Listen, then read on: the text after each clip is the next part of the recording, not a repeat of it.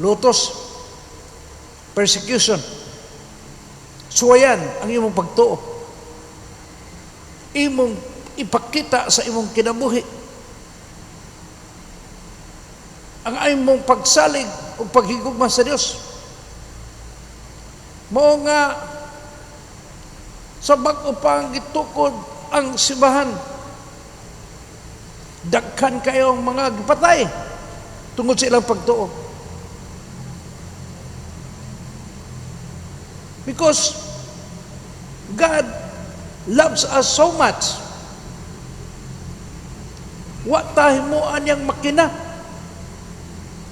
Gihimutan niyang tao nga nay kabubuton. We have free will to choose. We have free will to believe. We have free will to love God with all our heart, with all our soul, with all our mind, with all our strength. Kay kung dili katagan sa Ginoo kabubuton, sama ra kag makina, apan gatagan ka kabubuton aron mapakita nimo ang imong paghigugma sa Dios, ang imong pagsalig kaniya, ang imong pagkamatinud-anon kaniya. Mosan ni ang nahitabo nila ni San Andres Dunglak og mga kauban. Pare man ni si Andres. Unya gisikop dito sa Vietnam. Unya gibayran. Gitubos. Kwarta. Gibuhian. Sang nga na sa kusab. Sikop na sad. Ibayran na sad. Sang yaw lang gihapon. Gisikop. Unya, gipatay.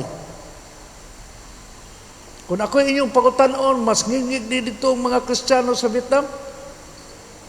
Because it is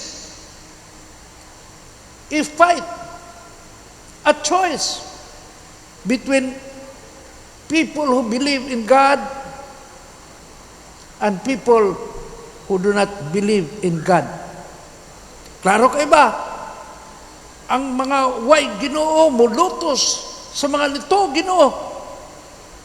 Nga naman, kaya wa man sila kahadlok sa Dios. Masuko man sila. Maglagot man sila.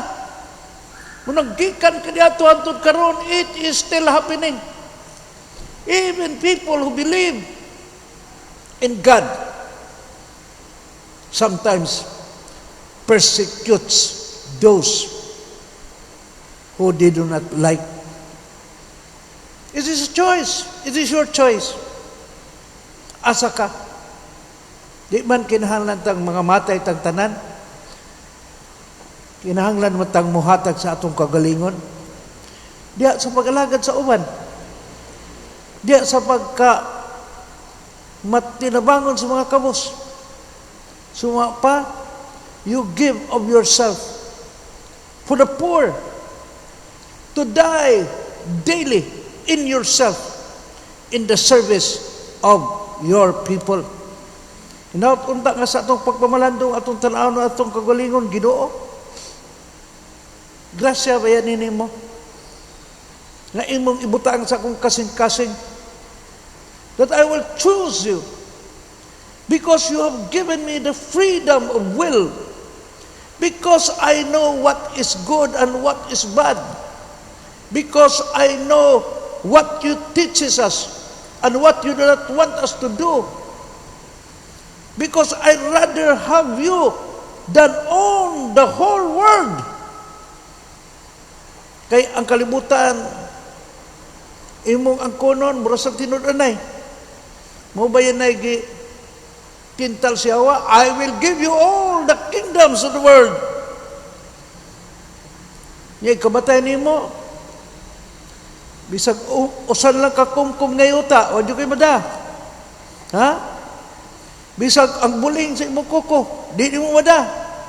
Bilin sa minteryo.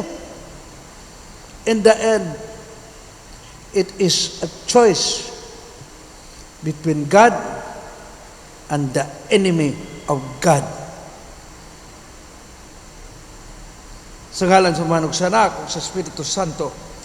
Amen. Manindog paliw.